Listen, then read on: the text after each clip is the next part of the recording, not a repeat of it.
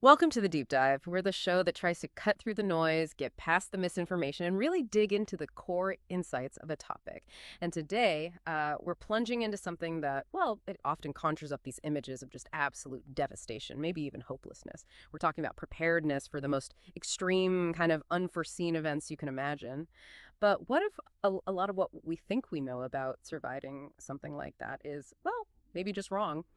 Our guide for this journey is a foundational text. Honestly, it's pretty eye-opening. It's called Nuclear War, Survival Skills, Life-Saving Nuclear Facts, and Self-Help Instructions. We're looking at the 1987 updated and expanded edition by Crescent H. Kearney. And this isn't, theoretical stuff. It's a remarkably practical guide, really born from years of intense research and a lot of field testing, real-world conditions. That's exactly right. And Kearney's core message, it's actually incredibly empowering when you get down to it. It really is a self-help civil defense guide designed for, individual small groups. It lays out concrete skills, things you can actually do that can drastically improve your chances of survival if the worst happens. The whole point of the book was really to fill that gap left by what he saw as insufficient government preparedness.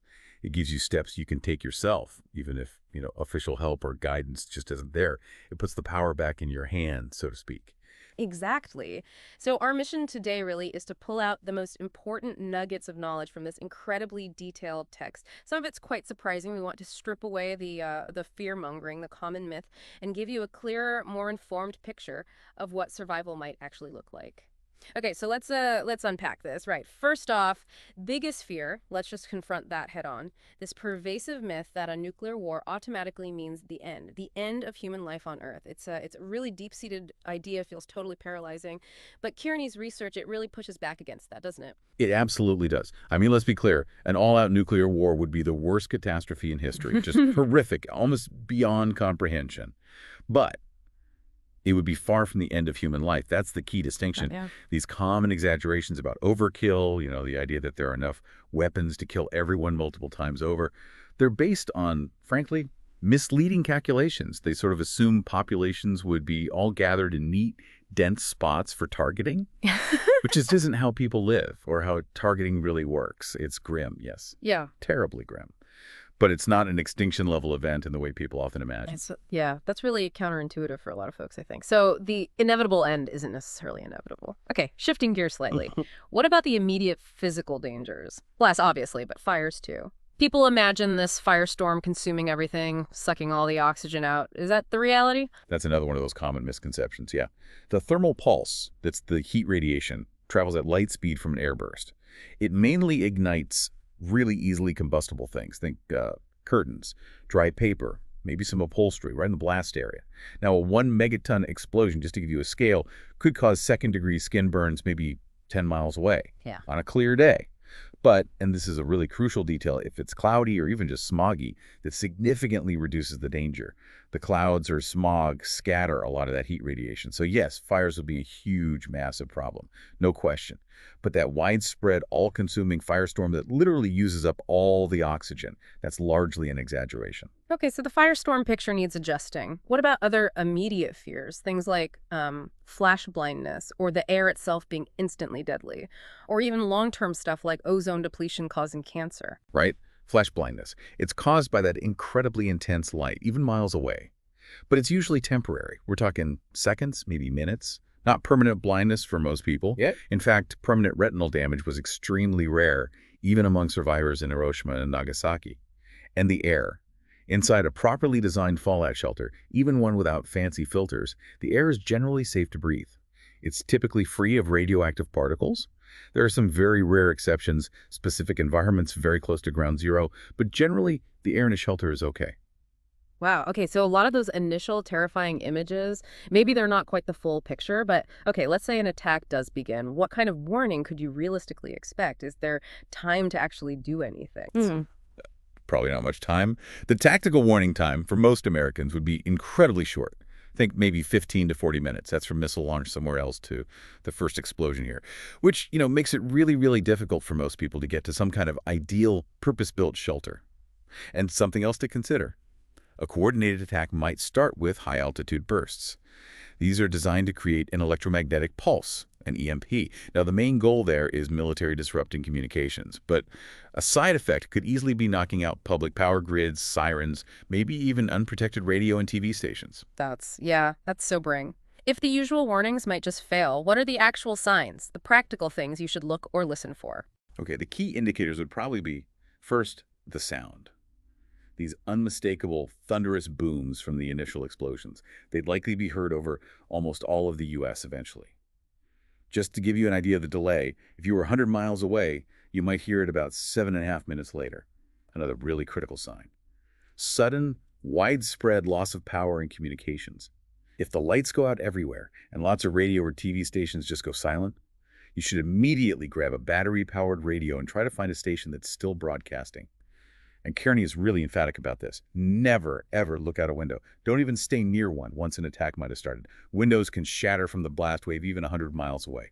That flying glass is a huge danger in itself. Okay, so initial shock over, maybe you've seen the signs. The clock is now ticking on fallout arriving. Kearney points to one thing as the absolute cornerstone of survival, right?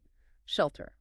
Why is it so vital, and what is it actually protecting us from? Yeah, shelter really is the greatest need because it protects you from fallout radiation.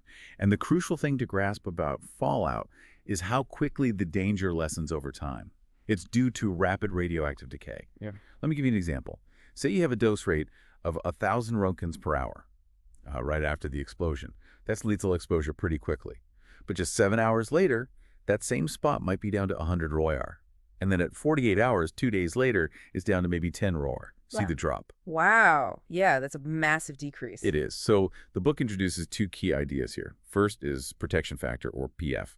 That just tells you how much the shelter reduces your exposure. Like PF 100 means you get 1/1100th the radiation inside compared to outside. The second is halving thickness. This is the thickness of a specific material needed to cut the radiation dose in half. For packed earth, for example, it's about 3.6 inches. So if you have 5 of those halving thicknesses, that's 18 inches of packed earth. It cuts the radiation in half 5 times. That gives you a protection factor of 32. And what's really powerful is that each extra halving thickness doubles your protection again. It grows exponentially. It's a really effective principle. So it's all about the decay over time and then using enough mass like Earth to cut that radiation down again and again. Given that, what are the actual practical shelter options Kearney talks about, especially for, the average person without a pre-built bunker? Right. He focuses heavily on what he calls expedient shelters. These are basically earth-covered designs that he argues untrained families could realistically build in maybe 2 days or less. A key example is the door-covered trench shelter. Door cover. Yeah, you use sturdy doors as part of the roof structure, then cover it with earth, which is 2 feet of earth piled on top. It can give you a protection factor of 200. That's a huge reduction in radiation. And it actually provides decent blast protection, too, even if you're in a heavily damaged area. This is way, way better than just hiding in a typical home basement, which, unless you've significantly modified it, really wouldn't offer enough protection against heavy fallout. It's very much a DIY survival approach. That's really empowering, actually, the idea that ordinary people could build something that effective. So location matters, obviously. Where should you build one, and what does an efficient one look like inside? Kearney suggests that if you live, say, 10 or more miles from a major airport, or maybe 20 miles from a major city center, you can probably build a shelter close to your home. But people near likely targets, like missile fields, maybe up to 150 miles downwind, they'd face extremely heavy fallout and need much robust plans, probably deeper shelters. As for the design inside, an efficient layout for 6 people could be a room roughly 3.5 feet wide, 4.5 feet high, and maybe 16.5 feet long. And critically, the entrance and any emergency exit trenches are kept really narrow, just 22 inches wide. Why so narrow? It's called geometry shielding. The narrow angled entrance makes it much harder for radiation particles coming from outside to bounce their way down into the main shelter area. It forces the radiation to take a longer, more indirect path, which significantly cuts down how much gets to you. It's a clever use of basic physics, really. Okay, shelter built, you're inside. Now comes the challenge of actually living there for maybe days, maybe weeks. What about the basics like air, heat? What are the real dangers in that confined space? Is it running out of oxygen? It's actually not usually lack of oxygen. That's a common misunderstanding. The real dangers inside a sealed shelter are more likely to be carbon monoxide, maybe from fires outside getting drawn in somehow, or toxic smoke, or even just the buildup of carbon dioxide from everyone breathing in a small space. So the crucial thing, especially if it's warm weather, is forced ventilation. You really need to be bringing in fresh outside air. Ideally, the target is about 40 cubic feet per minute CFM of outdoor air for each person in the shelter. That's quite a bit of air movement needed. And the book actually details some homemade ways to do that right, some pretty ingenious low-tech solutions. Yeah. It does, yeah. It describes things called K-capes, Kearney air pumps. They're manually powered, sort of like a pendulum you swing, surprisingly energy efficient for moving air. There are also designs for directional fans, which can push, 300 to 600 centimeters of air. That's enough for maybe 9 adults, even if it's really hot. But probably the most impressive is a homemade plywood double-action piston pump. Kearney found this design was actually superior to many electric centrifugal blowers, especially if the filters get dirty. And they tested it for weeks. It was really durable. True, low-tech, resilient engineering. Amazing. Okay, air is covered. But you need water, too. How do you store enough water safely and keep it drinkable inside a shelter? Well, for storage, he suggests digging pits inside the shelter and lining them with plastic, like heavy-duty plastic bags. A cylindrical pit lined with a couple of 30-gallon trash bags could hold around 20 gallons of water. He gives tips on preventing leaks, which is obviously key. And importantly, after the initial period when fallout is heaviest, water you collect from nearby sources like streams or maybe even rain will become safer over time. This is especially true because radioactive iodines, a major early contaminant, decay relatively quickly. But you still need to purify it, right? Oh, absolutely. And the book details a very effective, simple earth filter you can make from common stuff. Cloth, sand, gravel, charcoal if you have it. This kind of filter can remove about 99% of the radioactivity from water. And it's actually better than just boiling for removing radioactive iodine. But even after filtering, you should definitely chlorinate or boil any surface water you collect, just to be safe from bacteria and viruses. Having an in-shelter well, if feasible, is described as a huge long-term advantage. Right, makes sense. Filter then boil or chlorinate. Okay, water covered. What about food? What does Kearney recommend for core supplies, especially for long-term survival? Well, here's something that might surprise you from the book. The U.S., even back then, had this huge kind of unplanned survival resource just sitting in its grain and soybean reserves. Kearney calculated that just 12% of the 1985 crop could feed 100 million Americans for a year. Wow. Yeah. So for a basic multi-year storage ration, he recommends things like whole kernel hard wheat, dried beans, non-fat milk powder, vegetable oil, sugar, and definitely iodized salt, plus multivitamin pills. He specifically warns that living just on grains alone would lead to deficiencies, particularly vitamins A, C, D, and niacin. So the vitamins are crucial. Absolutely. Especially vitamin C tablets to prevent scurvy. And stocking up on plenty of salt is vital. It would become a really essential, hard-to-get nutrient pretty quickly. And thinking longer term for recovery, he suggests storing non-hybrid seeds that are known to grow well in your local area for actual food production down the line. Okay, beyond the absolute essentials, air, water, food, shelter itself, what about some of the specific radiation effects people worry about? Like, I've heard of beta burns. What are those? Right, beta burns. Well, the good news is ordinary clothing actually gives you pretty good protection against most beta particles. They're not super penetrating. But beta burns are these painful skin lesions. They happen if large amounts of fallout, the actual radioactive dust particles emitting beta radiation, stay directly on your skin for hours. This was actually observed in a U.S. H-bomb test accident back in the day, affecting some island inhabitants. So brushing off visible fallout is important. Alpha particles, on the other hand, are even less penetrating. Just a few inches of air stops them. They're only really hazardous if you breathe them in or swallow them. So any shelter that keeps the fallout dust out gives you excellent protection from alpha radiation. Good to know. Okay, another specific danger people hear about is radioactive iodine, especially for the thyroid gland. You mentioned it decays quickly, but is there anything you can do proactively? What about potassium iodide? Does that really work? Yes, potassium iodide, or Ki, tablets. They are remarkably effective for this specific threat. Basically, they work by flooding your thyroid gland with stable, harmless iodine. This means there's no room left for the thyroid to absorb the dangerous radioactive iodine that might be inhaled or ingested after a nuclear event. It's like a blocker. And it's safe. Yes, it offers about 99% effective protection for the thyroid. And it's considered safe for pretty much everyone: pregnant women, nursing mothers, babies, children. The standard dose is 130 milligrams once every 24 hours, but usually for no more than about 10 days, because the radioactive iodine danger decreases. For infants or small kids, you can crush the tablets or make a saturated solution, The book explains how. 4 drops is about 130 milligrams.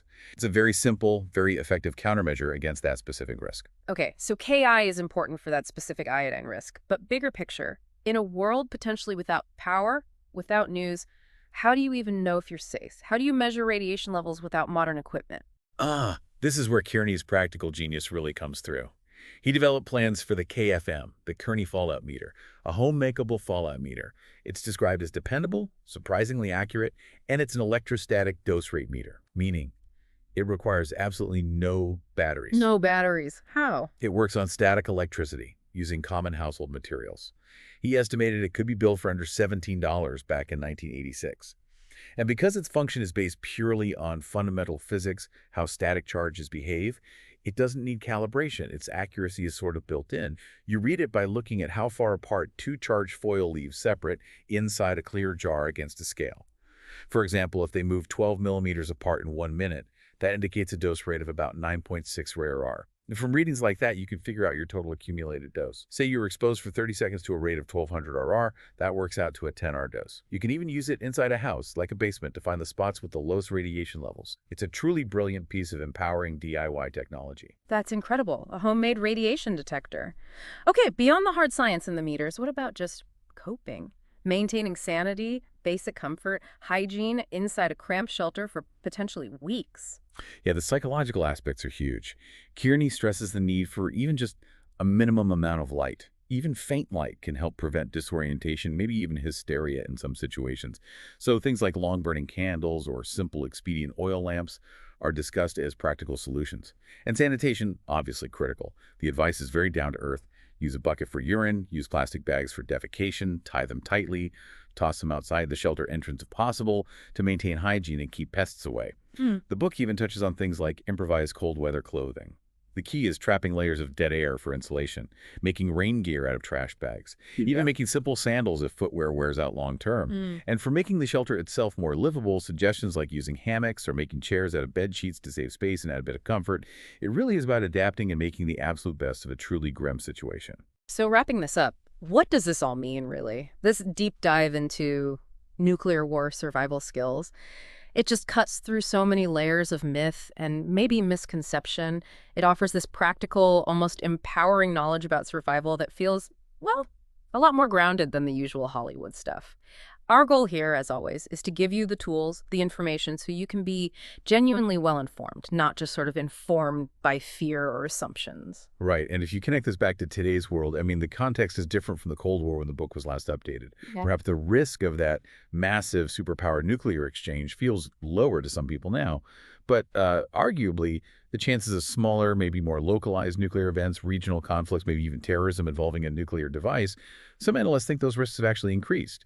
Which means this kind of knowledge, these practical skills Kearney outlines, they arguably remain very relevant for anyone wanting to be prepared for a wider range of, well, unpredictable, high-impact events. So considering everything we've unpacked today, the shelters, the water filters, the homemade meters, the food strategies, what single item or maybe piece of knowledge will you prioritize learning more about or maybe acquiring first just to feel a little more prepared for the unexpected?